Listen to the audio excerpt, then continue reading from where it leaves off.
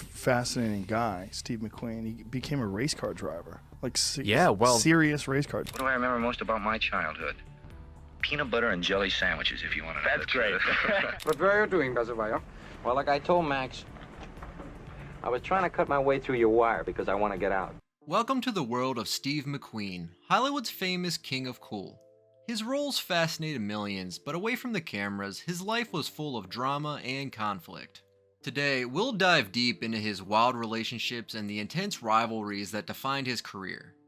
Let's explore how Steve McQueen's off-screen battles reveal the massive pressures of fame and what they cost an icon on the silver screen. I think you'll like it with him. I think he got to you. Nothing. What are you talking about? You shooter, man. You've been dealing me cards for an hour. Steve McQueen's ascent to the king of cool in Hollywood is a story of stark contrast and enduring charisma.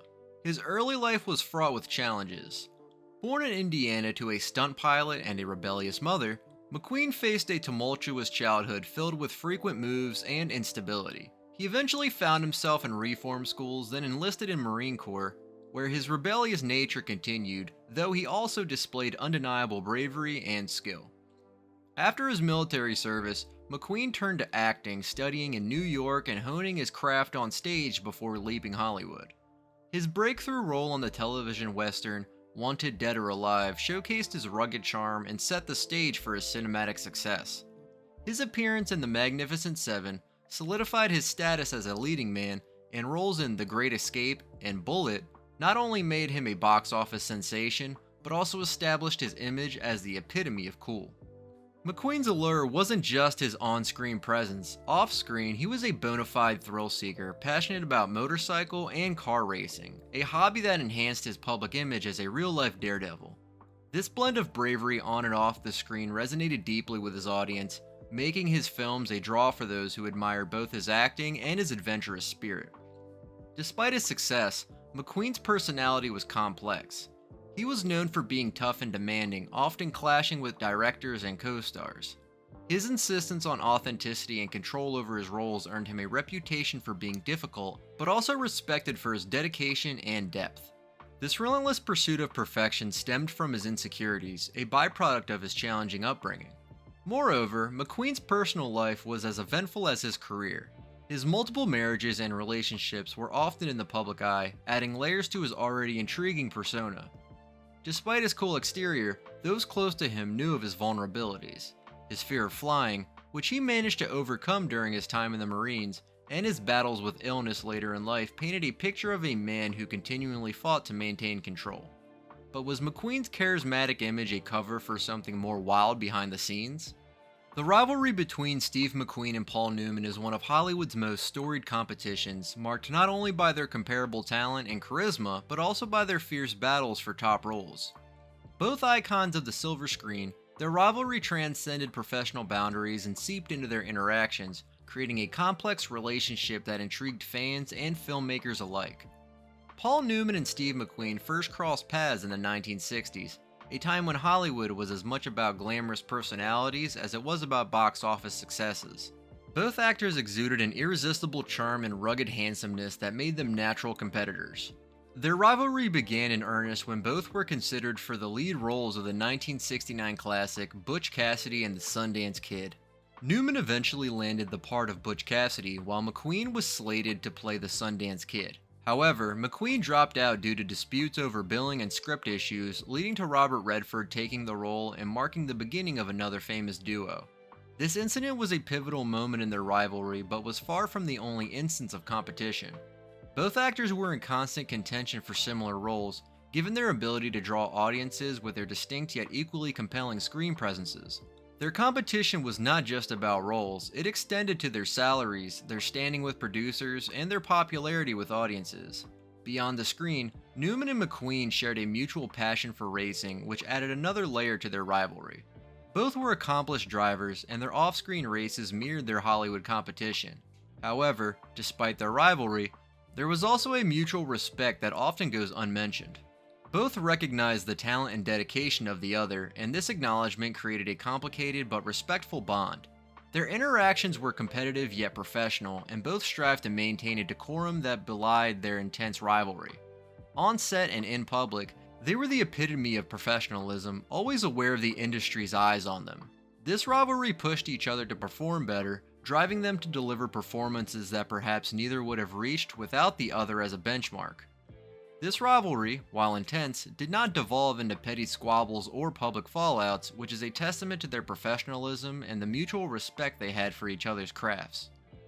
The press and public may have exaggerated their competition, but there is no denying that it was a significant driving force in both of their careers. The Towering Inferno, a landmark film in the 1970s, was not just a spectacle of disaster cinema, but also a battleground for two of Hollywood's biggest stars, Steve McQueen and Paul Newman.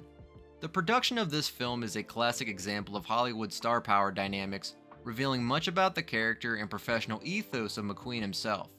The film, a dramatic thriller about a catastrophic fire in a San Francisco skyscraper, featured an ensemble cast with Newman and McQueen leading. From the outset, it was clear that balancing the screen presence of two such prominent stars would be a delicate task. Newman was initially cast as the architect of the ill-fated skyscraper, while McQueen took on the role of the fire chief battling the blaze. Both roles were crucial, but the tension began when discussions around screen time and billing arose. Steve McQueen, known for his meticulous attention to detail and a deep sense of equity, insisted that he and Newman have an equal number of lines and scenes. This demand led to significant changes in the script, ensuring that neither actor overshadowed the other. The producers went to great lengths to measure the script by lines and even minutes on screen to satisfy both parties. This effort to maintain parity extended to the film's promotional materials, where McQueen's name appeared first, but Newman's name was placed higher on movie posters, creating a diagonal billing that suggested equal importance. The behind-the-scenes negotiations and adjustments made for the Towering Inferno are telling of McQueen's character. His insistence on equality, even with a star as big as Newman, underscores his commitment to fairness and his competitive nature. He was not content to be overshadowed, nor was he willing to be overshadowed. This attribute was consistent with McQueen's personality both on and off the screen, a man who demanded respect and gave it in return. On set, despite the initial tensions, McQueen and Newman worked with consummate professionalism.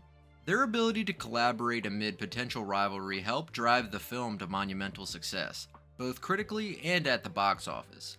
The film not only became a classic of the disaster genre, but also a case study in managing Hollywood egos. This approach to handling screen time didn't just reflect McQueen's desire for fairness, it also spoke to his understanding of his image. He was acutely aware of how important this film was in maintaining his status as one of Hollywood's leading men. By ensuring his role was as prominent as Newman's, McQueen not only secured his screen presence, but also reinforced his brand as a leading man who could draw and hold the audience's attention. What does the struggle for equal screen time tell us about McQueen's character? The relationship between Steve McQueen and James Garner was a complex tapestry woven with threads of professional rivalry and personal friction. Both actors, who rose to stardom around the same era, often found themselves vying for similar roles, which naturally sowed seeds of competition between them. James Garner, known for his affable persona both on and off screen, contrasted sharply with McQueen's intense and sometimes brooding nature. This divergence in temperament set the stage for a relationship that was competitive yet underpinned by envying respect for each other's craft. The two stars first collided in terms of career paths when they were considered for some of the same roles during the 1960s, a period when the studio system was still influential in determining an actor's trajectory. The most significant point of contention came with the casting for the iconic film The Great Escape. Both actors were part of this star-studded lineup, which further fueled their rivalry. McQueen's character, known for his daring motorcycle escape, became one of the film's standout elements, overshadowing Garner's role to some extent. This outcome did not sit well with Garner, who felt his performance was equally deserving of attention. Despite these professional rivalries, the two did share moments where their paths crossed in less contentious circumstances. They had mutual interests outside of acting, particularly in car racing, a passion deeply ingrained in McQueen and shared by Garner. This common ground offered opportunities for interaction between the Hollywood set, allowing them to connect on a more personal level, albeit sporadically. However, these moments of camaraderie were exceptions rather than the rule. On set and in public, their interactions were often marked by an underlying tension, a byproduct of their ongoing competition for film roles and industry status. This rivalry was never overtly hostile, but was an unspoken acknowledgement that they were each other's equals and competitors. Garner, in his memoirs, reflected on the complexity of his relationship with McQueen, noting a mixture of admiration for his talent and frustration with the way he felt overshadowed by McQueen's screen presence. McQueen, for his part, rarely spoke publicly about Garner, which some interpreted as a sign of his often closed nature towards discussing his professional relationships. Their relationship encapsulates a fascinating aspect of Hollywood's competitive environment during that era. It highlights how two prominent actors managed their rivalry through a mix of competition and respect, navigating the highs and lows of Hollywood fame. Next, find another layer of McQueen's complicated relationships with his co-stars. In the fabric of Hollywood rivalries, the conflict between Steve McQueen and Yul Brynner during the filming of The Magnificent Seven stands out as a classic example of on-set dynamics shaping cinematic legend. This rivalry, fueled by competing egos and the fight for screen prominence, highlights a critical chapter in McQueen's career. The Magnificent Seven, a western that redefined the genre, brought together a cast of challenging actors, but none more challenging than McQueen and Brynner. Brynner, already an established star with an Academy Award to his name, was the film's top-billed actor. McQueen, on the other hand, was a rising star, eager to cement his status in Hollywood. This difference in their career revolution set the stage for a series of on-set tensions that would become the stuff of industry legend. From the outset, McQueen's method of drawing attention was subtle yet effective. Known for his meticulous attention to detail, McQueen would employ small, seemingly innocuous actions during scenes to draw the viewer's eye away from Brynner. Whether it was adjusting his hat, playing with his gun, or a casual flick of dust from his shoulder, each gesture, no matter how small, was calculated to maximize his screen presence. One specific incident that exemplified this tactic was during a sequence where Brynner's character was supposed to be the focal point. McQueen, playing his right-hand man, subtly shook his shotgun shells, creating a visual distraction that drew the audience's attention towards him and away from Brynner. This act of quiet rebellion didn't sit well with Brynner, who felt upstaged by the younger actor's antics. The tension reached a point where Brynner felt compelled to measure the height of his hat to ensure it was taller than McQueen's, a symbolic gesture that underscored the ongoing battle for dominance. Brynner also demanded that no cast member could wear a hat bigger than his, hoping this would keep McQueen in his shadow, at least literally if not metaphorically. Despite these conflicts, both actors maintained a level of professionalism that kept their personal feelings from disrupting the film's production. The director, John Sturges, managed these two strong personalities with a deft hand, ensuring that the film did not suffer due to off-camera drama. Indeed, The Magnificent Seven went on to become a monumental success, celebrated for its powerful performances and dramatic storytelling. Yet, the rivalry between McQueen and Brynner added an undercurrent of tension that many argue added to the film's dynamic energy. Their off-screen clashes translated into an on-screen chemistry that enhanced their performances, turning potential negative energy into cinematic gold. Was McQueen intentionally provocative, or was he only fighting for his place in Hollywood? Steve McQueen's acting style, characterized by its understated intensity and cool demeanor, left a distinct mark on Hollywood and shaped his interactions with peers and directors alike. Often described as the king of cool, his approach to acting was both admired and critiqued, creating a complex legacy that influenced his professional relationships throughout his career. McQueen's technique was rooted in minimalism. He believed in the power of subtlety over overt expression, often using small gestures, glances, or quiet confidence to convey deep emotions. This method resonated with audiences, making him a standout performer who could steal a scene with the slightest movement. His ability to do a lot with very little brought a new dimension to the strong, silent type of Hollywood cinema.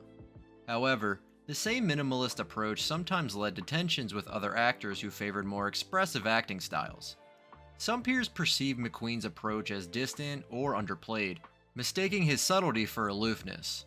Despite these misunderstandings, many admired his unique ability to command attention without seeming to try. Directors, in particular, appreciated McQueen's style as it allowed him to be a powerful presence on screen without overshadowing the story. Critics and audiences alike praised McQueen for his authenticity and realism. His performances in films like Bullet and The Great Escape showcased his skill in bringing complexity to action roles, blending machismo with vulnerability in a way that was groundbreaking for the time. His portrayal of anti-heroes and flawed characters added depth to his films, making them resonate more profoundly with viewers. McQueen's acting style also impacted his relationships within the industry. While some co-stars struggled to connect with his method, others found his intensity compelling and inspiring. His approach led to memorable collaborations, such as with director Sam Peckinpah, who valued McQueen's ability to convey so much with so little. Their partnership highlighted McQueen's skill in embodying characters that lived on the edge, further cementing his status as a cultural icon. Behind the scenes, McQueen's commitment to authenticity sometimes resulted in on-set demands that strained relationships with producers and fellow actors. He was known for insisting on performing his stunts and involving himself in aspects of the filmmaking process that actors typically steered clear of. This dedication to realism and control was a double-edged sword, earning him respect for his craftsmanship, but also criticism for being difficult to work with. Steve McQueen's acting style was not just a personal trademark, but a reflection of his philosophy. He once said, "I would rather wake up in the middle of nowhere than in any city on earth." This statement encapsulates his approach to acting, a preference for the genuine over the artificial, the quiet moment over the grand gesture. As we learn more about McQueen's technique, we begin to see a pattern. His style was not just about being cool, it was about being real, which sometimes meant being controversial. The passing of Steve McQueen in 1980 left behind not only a legacy of cinematic greatness, but also a whirlwind of controversy surrounding his estate. As one of Hollywood's highest paid stars, his assets were substantial, and the subsequent disputes over his will highlighted the complexities and the often harsh realities of managing a celebrity's legacy. McQueen's will was clear in its intentions to provide for his family and loved ones. However, the division of his estate became a contentious issue almost immediately after his death. His vast collection of cars, motorcycles, and memorabilia, items that held as much personal as they did financial value, was at the center of disputes between family members and executors. The primary legal battle stemmed from ambiguities and the broad interpretations possible in his will. McQueen's children, Terry and Chad, and his widow, Barbara Minty McQueen, found themselves in a prolonged legal struggle with the executors appointed to manage the estate. These executors were tasked with not only distributing his assets according to the will, but also managing ongoing royalties from his film work and likeness, revenue streams that continue to generate significant sums. The disputes were further complicated by lawsuits from outside parties claiming a piece of McQueen's legacy. Several former associates and even distant relatives came forward with claims, each hoping to secure a part of the estate. These legal challenges dragged on for years, miring McQueen's legacy in a kind of limbo that seemed contrary to the straightforward, no-nonsense persona he had cultivated during his lifetime. In addition to the direct legal battles, there were also significant issues related to the licensing of McQueen's image and name. His status as a cultural icon made his likeness highly valuable for advertising and merchandising, leading to further disputes about who held the right to authorize such uses. His family argued that they wanted to protect his image from being exploited, while others saw it as a valuable asset to be leveraged. The impact of these disputes on McQueen's family was profound. The public and drawn-out nature of the courtroom battle strained relationships and altered his family's connection to his legacy. Instead of a celebration of his life and career, his passing became a gateway to conflict and controversy. As we consider these post-mortem conflicts, it's clear that the battles over McQueen's estate did more than just determine the distribution of his assets. They also influenced how he was remembered in the years immediately following his death. The legal entanglements forced those closest to him to relive their loss in the most public and challenging ways. The battle over McQueen's legacy left a mark on those he left behind. What can we learn from these post-mortem conflicts? Steve McQueen's legacy in film and popular culture is both profound and pervasive, extending far beyond the silver screen. Known as the King of Cool, McQueen's distinctive style and charisma have left an indelible mark, influencing not only film but also fashion, motorsports, and the archetype of the American anti-hero. McQueen's film career is characterized by iconic roles that epitomize coolness and rebellion, traits that resonated with audiences during the 1960s and 70s and continue to captivate today. Films like Bullet, The Great Escape, and The Thomas Crown Affair showcased his ability to bring depth and an edge to his characters, creating templates for what a leading man could portray. His on-screen persona, often that of a capable loner, has become a foundational element of action cinema, inspiring countless characters and films that seek to emulate his cool, understated style. Moreover, McQueen's passion for racing and his involvement in films that centered around cars and motorcycles have cemented him as a lasting figure in the world of motorsports. His collection of vehicles and his portrayal of racing in movies like Le Mans have endeared him to car enthusiasts and ensured his status as a cultural icon in the racing community. Beyond film and motorsports, McQueen's influence permeates modern pop culture. His fashion sense, particularly his effortless, rugged style, continues to be a point of reference for designers and fashion aficionados. Whether it's aviator sunglasses, leather jackets, or the simple white tee, McQueen's style remains eternally fashionable. As we've explored today, Steve McQueen was not just Hollywood's king of cool, but also a figure of deep complexities and contradictions. His relationships and rivalries painted a picture of a man as beloved for his iconic status as he was controversial for his battles. McQueen's dual legacy continues to fascinate and inspire discussions about the real cost of fame. What are your thoughts on Steve McQueen? Share your views in the comments below, and don't forget to subscribe.